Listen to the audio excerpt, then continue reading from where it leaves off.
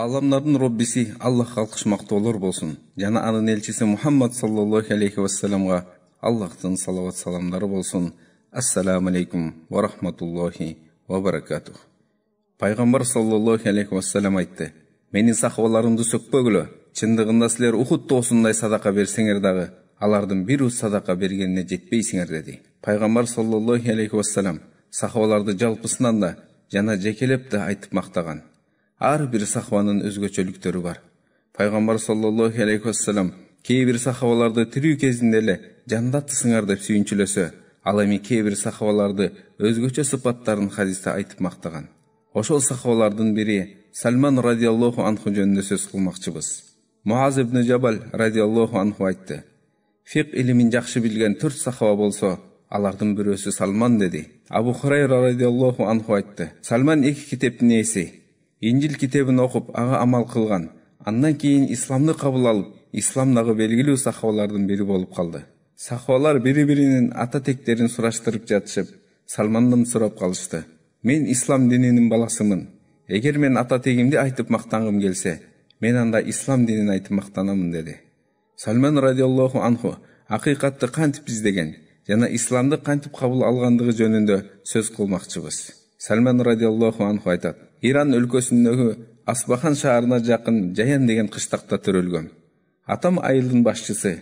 Айылдагы ок аташтуу үй бүлөлөрдөн болчубуз. Менин төрөлүшүм атам үчүн тоодой бакыт болду. Атам мени ушунчалык жакшы көргөндүктөн көчөгө да чыгарбастан, бойго жеткен кызды үйдө кармагандай мени да үйдө кармат эле. Эс тарткандан баштап атамдын күнү түнү от чагып жүргөнүн көрдүм. Себеби биздин үй бүлө отко сыйынуучулардан болгондуктан. Мен үйдө олтурганыма байланыштуу, отту өчүрбөй караш менин милдетиме айланды. Отко сыйынуу мен үчүн өтө маанилүү ибадаттардан эле. Ал эми атамдын болсо дыйканчылык кылган чоң жери бар. Бир күнү атам үй курулуштары менен алек болуп, дыйканчылык кылган жерге бара албай калып, аргасыздан мени жөнөтүүгө туура келди. Атам мага өмүрүндө биринчи жолу жоопкерчиликтүү ишти дайындап жатат. Себеби атам мени ушунчалык жакшы көргөндүктөн үйдөн бир кадамда чыгуумду каалабайт эле. Бирок тилекке каршы ойлогон ойду кыстаган турмуш жеңет дегендей, мени үйдөн чыгарбай койгонго айласы калбады. Атам мага карап: "О балам, мен бүгүн курулуш иштери менен бошобой калдым. Сен жерге барып баланча түкүнчү иштерди кылып кел" деди. Ошентип Salman өмүрүндө биринчи жолу көчөгө чыкты. Ал үчүн бул өтө чоң жаңылык болуп турду. Жамгыр күнү жол салып кеткен сөл жыландын изинде баш тайланткан көчөлөр, ызы чуусу чыккан базарлар Salmanды таң калтырып бара жатты. Аңгыча жолдон христиандардын чиркөөсү көрүндү. Ар бир нерсеге кызыгуусу арткан Salman чиркөөгө бир баш багып коюудан баш тартпады. Себеби андагы коңгуроонун жаңырыгы бир четинен ал үчүн жаңылык болсо, бир четинен акыйкаттын алгачкы кадамына чакыргансыйт. Акыры Salmanды кызыгуусу эч нерсеге карабастан аны чиркөөгө алып кирди. Salman айтат: "Ал жактагы адамдардын ибадат кылуусу, Инжилди окуусу, бири-бири менен сылык болгон мамилелери албетте мени өтө таң калтырып жатты. Анткени мен сыйынган от, сүйлөшөргө тили жок, же бир акыл насаат айта албайт. Тескерисинче, түтүнү көзүмө кирип, ысык табы денемди күйгүзөт. Жада калса ал кээде мага мукташтыгын көрсөтүп турат. Чырпык салынбай калса, соолган гүлдө үлпүлдөп өчөрүнө да аз калат. Алардын ибадаттарына ушунчалык кызыгуу менен карап тура берип, күндүн кантип батып кеткенин да сезбей калыпман. Мен ичимден христиан дини биздин динибизге караганда бир кыйла жакшы экен дедим. Мен христиандардан диниңердин аслы кайдан келген деп сурадым. Алар айтышты: Шам өлкөсүнөн деп. Ошентип күн ыясына батып кеч кирди. Мен атамдын дайындаган иштеринин бирин да аткара албадым. Аргасыздан үйгө кайтууга туура келди. Үйгө келсем, атам мен үчүн абдан кабатырланып жаткан экен. Мени көрүп аябай сүйүнүп кетти да: "О балам, кайда жүрөсүң? Эмне мынча кеч калдың?" деп сурап калды. "О атаке, мен сиз дайындаган ишке бара жатып, жолдон чиркөө көрүп калдым. Ал жактагы адамдардын дини мени абдан таң калтыргандыктан, күндүн кантип батып кеткенин да билбей калыпмын" десем, атам менин сөзүмдү угуп чочуп кетти да мага карап: "Балам, чындыгында алардын дининде эч кандай жакшылык жок. Биздин дин ата бабалардан бери келе жаткан дин. Биздин дин алардыкынан жакшы дин" деген сөзүн кайта кайталап, ата бабаларыбыз туура динди карманган деген оюн таңуулап жатты. Мен айттым: "Жок атаке, чындыгында алардын дини биздин динибизден акыйкаттуу экен" десем, атам менин динден кайтып кетүүмөн коркуп, коёнду бүркүт баса калгандай баса калып, колу бутумду чынжырлап үйдүн бир бөлмөсүнө камап койду. Бир мүмкүнчүлүктөн пайдаланып христиандарга кат жазып жибердим. Эгер Шам өлкөсүнөн келе турган кербен туурасында билип калчу болсоңор, мага сөзсүз түрдө кабарлап койгула деп. Адатынча өлкөгө келген кербендер жок дегенде 3 же 4 күндөн кем эмес турушат. Себеби алып келген буюмдарын сатып, кайра өздөрүнө керектүү буюмдарын алганча бир канча убакыт талап кылат. Эгер мен үйдөн эрте чыгып алсам, ата мени издеп таап алышынан кооптондум да, мына ошондуктан кербен Шам өлкөсүнө кайтып кетер күнү үйдөн качып чыгуумду туура көрдүм. Кербен Шамга келди деген кабарды чыдамсыздык менен күткөндүктөн мен үчүн бир күн бир жылга барабар болуп турду. Чыныгы динди табуу үчүн аттанып жаткан Салман үчүн атасынын бийлиги да, байлыгы да, киндик каны тамган жери да чымындын канатынчалык да татыбады. Албетте Салмандын мындай чечими азыркы күндөгү ар бир адамды таң калтырбай койбойт. Бир күнү кербенчилер соода сатыктарын бүтүп, узак сапарга аттанууга камданып жатышат. Дин туурасында үйрөнгүң келсе сапардан калба, кербен Шам өлкөсүнө кеткени жатат деп, чиркөө тараптан көптөн бери күткөн сүйүнүчтүү кабарым да келип жетти. Салман айтат: албетте менин үйүмдө мага боору ачкан адамдар да жок эмес эле. Бир туугандарым жана кол астыбызда иштеген кулдарыбыз, алардын жардамы менен колу бутун байланган чынжырларды чечип, тез арада кербенчилердин катарына кошулуп, алар менен бирге сапарга чыгып кеттим. Салман кербенчилер менен бирге Шам өлкөсүнө да келип жетти. Анын максаты байлык топтоо, аялдарга үйлөнүү же эл жер көрүп саякат кылуу эмес эле. Салмандын максаты чыныгы акыйкат динди табууда эле. Салман көчөдөгү адамдардан сурай баштады: силердин диндарыңар ким? Шарият маселесин жакшы билген такыба адамыңар ким деп. Адамдар айтышты: чиркөөдөгү башчыбыз деп. Чиркөөгө келип чиркөө башчысына эмне максатта келгеним туурасында айта баштадым. Мага христиан дини жаккандыктан дагы кеңири билейин деп ат арытып алыскы Иран өлкөсүнөн келдим. Эгер уруксат берсеңиз, колуңузду узартып кызматчыңыз болоюн. Сиз менен бирге ибадат кылып, сизден илим үйрөнөйүн десем, чиркөө башчысы макул болду да, мен ал жерде чиркөө кызматкери болуп калдым. Убакыттын өтүшү менен чиркөө башчынын эки жүздүү адам экендиги билинди.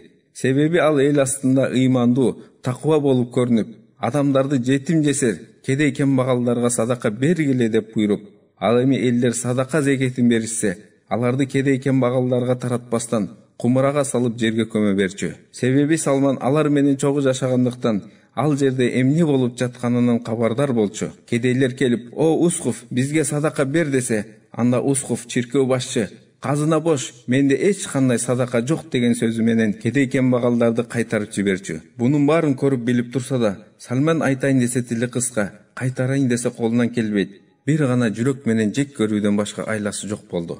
Бир күнү чиркөө башчынын ичер суусу түгөнүп, жалган дүйнө менен кош айтышты. Адамдар аза күтүп, кайгы муунга батып, өлүктү жерге тапшырууга даярданып жатышты.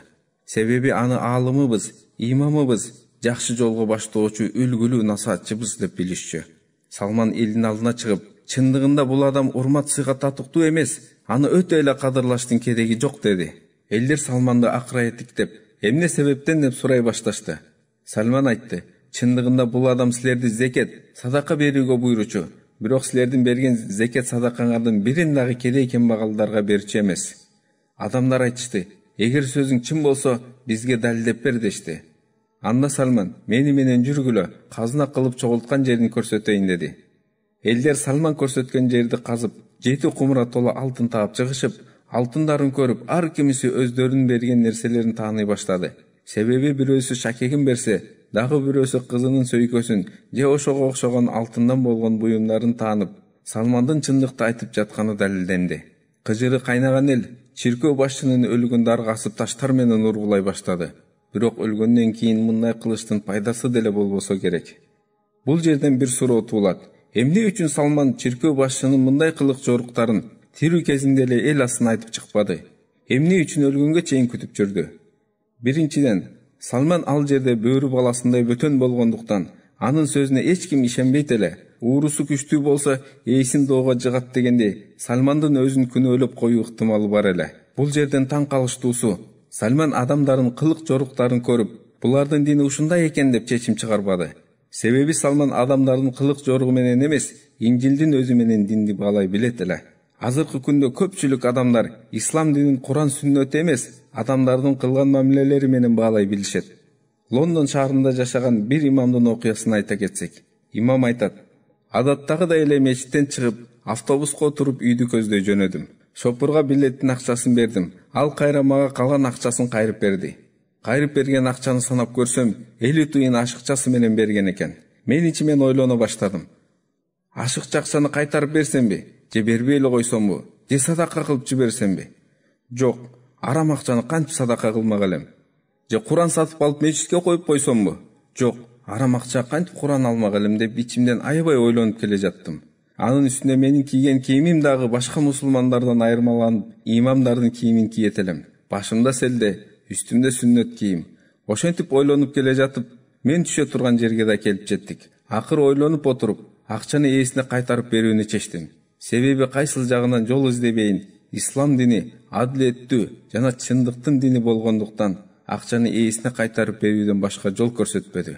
Автобустан түшүп бара жатып шопурга акчаны сунуп, кечиресиз, мага акчаны ашыгы менен берип коюпсуз десем, баягы шопур мага карап, азаматсың, менин сыноомдон өттүң деп мага жылмая карады.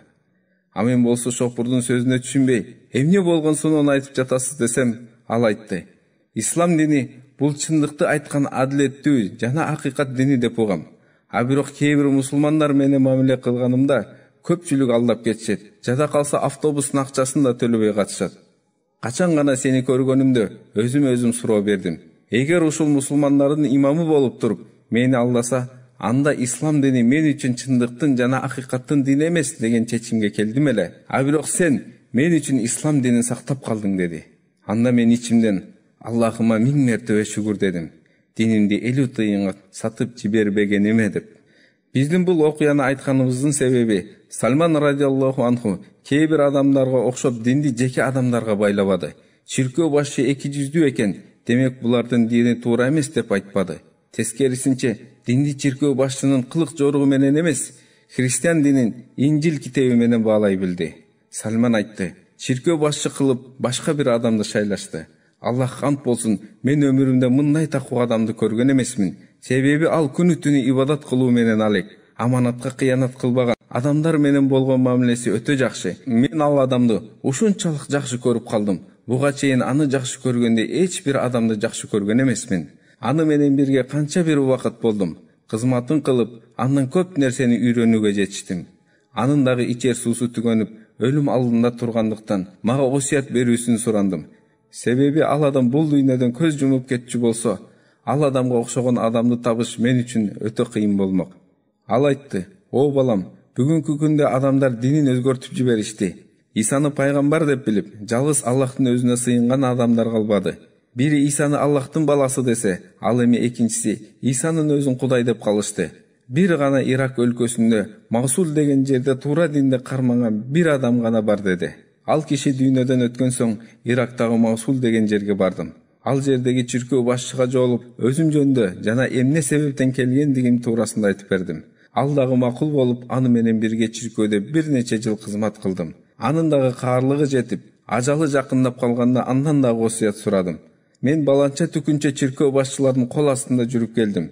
Сиз мага кайсыл адамга барып дин үйрөнүүмдү осуят кыласыз десем, ал айтты: Аллах хамд болсун, адамдар динин өзгөртүп жиберишти. Биздей адамдар аз калды. Сага айтар насаатым, Палестина тарапта Насибин деген жерде бир адамга бар, ошол адам сага жардам берет деди. Ал адамды дагы бул дүйнөдөн узаткандан кийин Палестина тараптагы Насибин деген жерге барып, ал жердеги чиркөө башчыга жолугуп, башымдан өткөн окуяларымды жана кандай максатта келгендигим туурасында айтып, ал дагы макул болуп, аны менен бирге чиркөөдө бир нече жыл кызмат кылдым.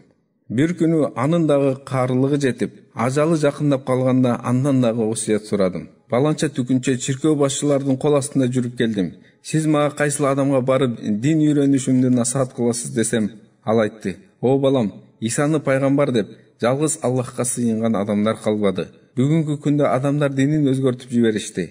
Бири Иса Аллахтын баласы десе, ал эми кээ бири Исанын өзүн Кудай деп калышты. Амурия деген жерде туура динди карманган бир адам эле калды. Эгер акыйкат динди үйрөнөм десең, ошол жерге бар деди.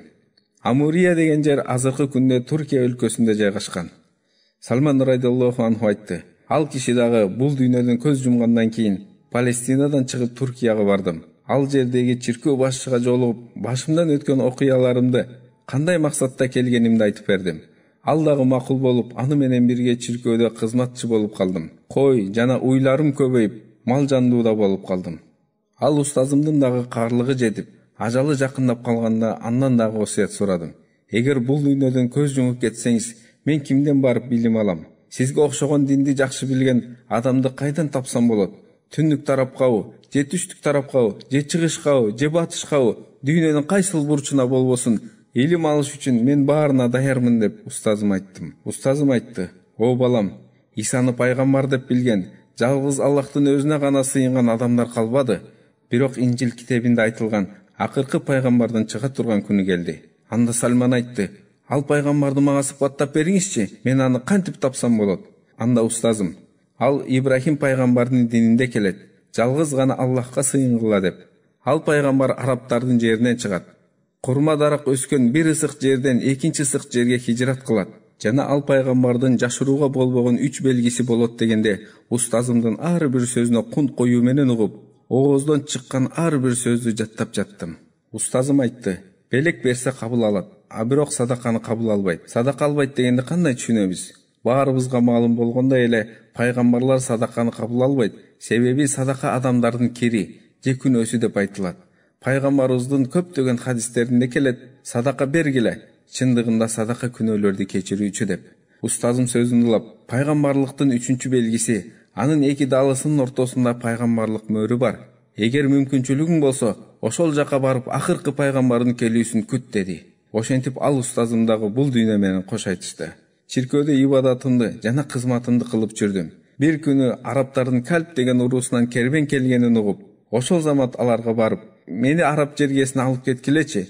Колумдагы мал жандыктын баарысын берейин. Кааласаңар ушул жерден сатып акчасын алгыла, же болбосо турган турпаты менен айдап кеткиле. Болгону мени араб жергесине эле жеткирип койсоңор болду" деп айттым. Алар менин айтканыма макул болушту да, мал жандыктарымды кошо айдап сапарга чыктык. Жумалап сапар кылып отуруп, Мадина шаарынын түндүгүндө жайгашкан Уади Кура деген жерге келгенде, астыбыздан бир жөөт чыгып калды. Кербенди башкарган киши баягы жөөткө карап: "Биз менен келе жаткан бир кул бар, аласыңбы?" деп сурады. Жөөт эч термелбестен "Алам" деп жооп берди. Мени каратып туруп эле кулдукка сатып жиберди. Каршылык көрсөтөйүн десем жалгызмын.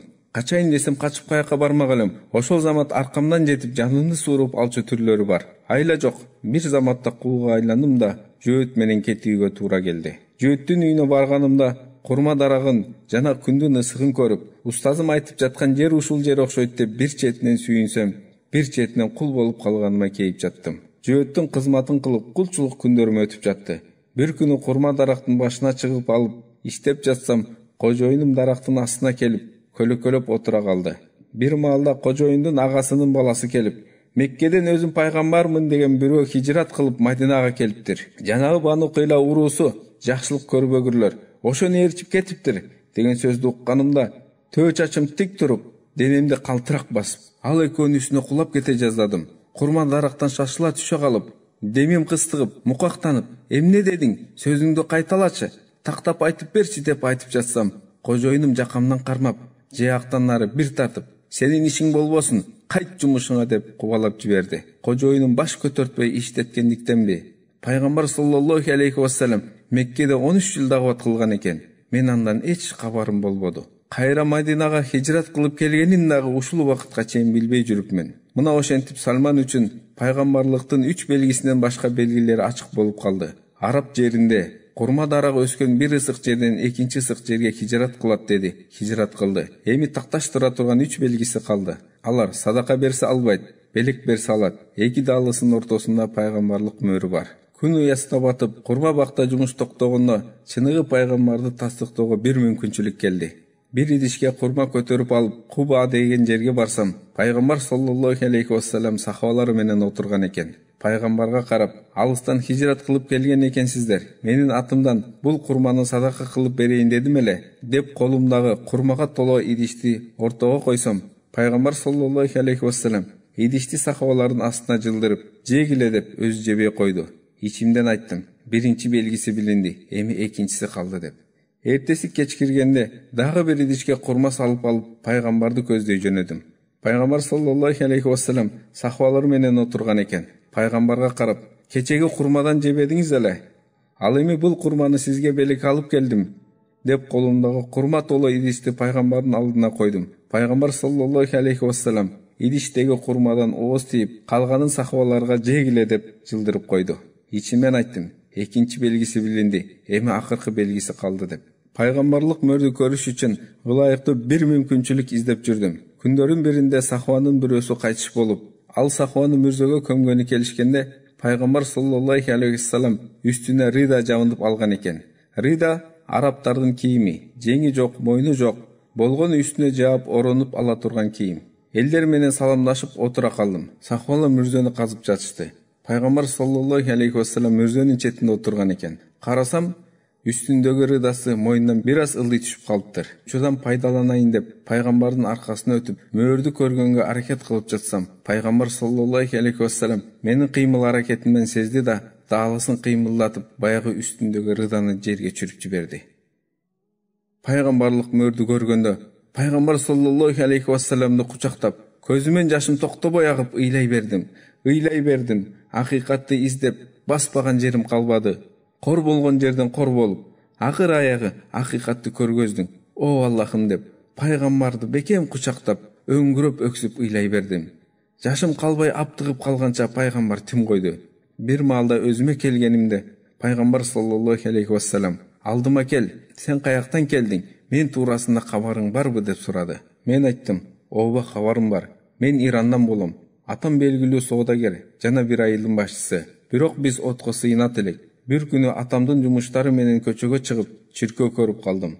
Алардын кылган ибадаттары мага абдан жаккандыктан, бул диндин асылы кайдан тапсам болот деп сурасам, Шам өлкөсүнөн деп айтышты.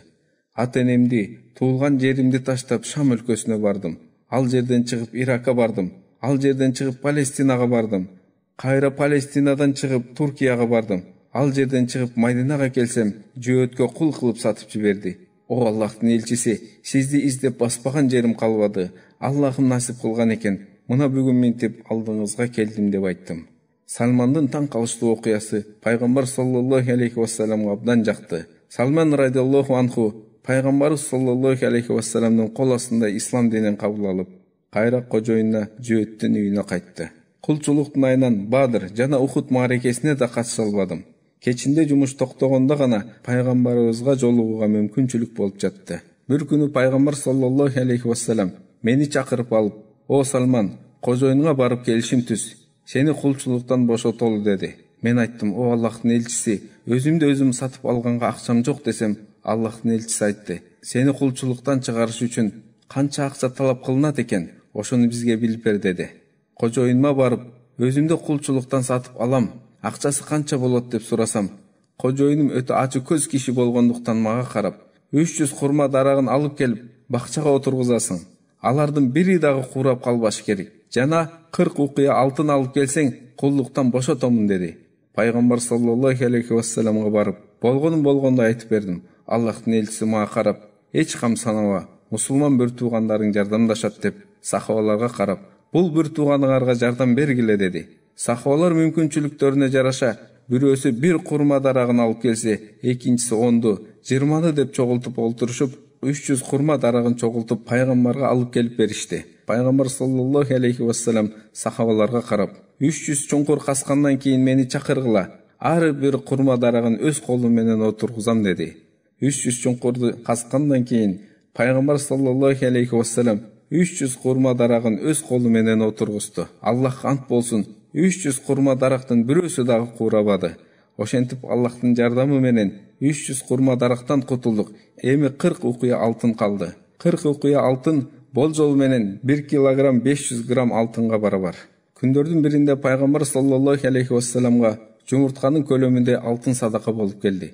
Пайгамбар саллаллаху алейхи вассалам ошол замат мени чакырып, "Бул алтынды кожоюнга алып барып бер" деди. О Аллахтын элчиси, бул алтындын салмагы 40 укуя алтындын салмагына барабар болбойт го десем, анда Аллахтын элчиси, "Барып таразага салып көргүлө, Аллах өзү жардам берет" деди. Жумуртканын көлөмүндө алтынды көтөрүп алып кожоюнума бардым. Кожоюнум колумдагы алтынды көрүп, "Бул алып келгениң жетеби" деген күмөнү менен таразасын алып чыгып, бир жагына алтынды, бир жагына bir окуяны салганда табактагы алтын козголуп дагы койгон жок. Андан кийин экинчи, үчүнчү, төртүнчү деп олтуруп 40-чы окуяны салгандан кийин гана тараза теңелди.